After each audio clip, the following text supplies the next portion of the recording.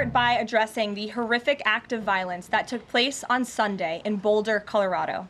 President Trump and the entire administration's hearts go out to the victims, and they are in our prayers during this unimaginable time.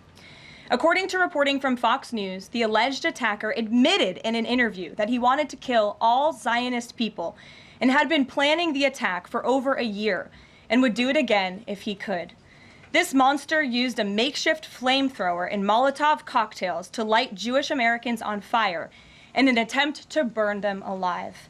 The victims at the incident location in Boulder were there to rally in support of Israeli hostages who remain in Hamas captivity.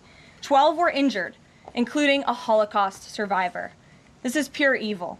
The Department of Justice has already filed federal hate crime charges against the alleged perpetrator, and he will be held accountable to the fullest extent of the law. This tragedy is a sobering reminder of the consequences of the Biden administration's failed.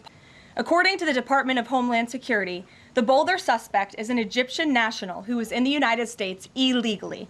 He entered the U.S. during the Biden administration in August 2022 on a B-2 visa until it expired. Upon the visa expiration, he overstayed, filed an asylum claim, and was given a work authorization by the Biden administration. Instead of deporting this heinous individual, Joe Biden's administration allowed him to stay in our country and to work. President Trump sounded the alarm over these reckless Biden policies for years because this is the predictable result of letting anti-American radicals and illegal immigrants pour into our country. Immigration security is national security. And that's why the Trump administration, at the direction of our great president, has secured our border, strengthened our immigration system, and has taken immediate steps to protect the United States from foreign terrorists and other public safety threats. President Trump acted swiftly upon taking office to reform our visa issuance process to ensure that dangerous aliens who are intent on harming Americans or our national security interests are no longer admitted into our country. Under the Trump administration, aliens will only be admitted into the United States through the legal process and only if they do not bear hostile attitudes towards our citizens, our culture, our government, our institutions, or most importantly, our founding principles.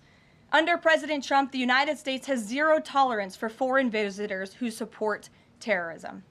Violators of U.S. law, including international students, will continue to face visa denial or revocation and deportation.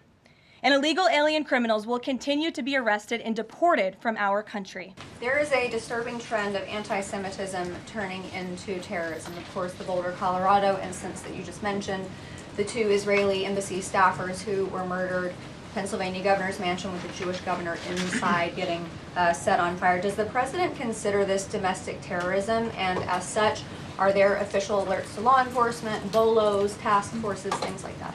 The president has made it very clear, as he said in his statement yesterday, that yes, these anti-Semitic acts of violence do qualify as terrorism. And he does not want to see terrorism or violence of any form taking place in the United States of America.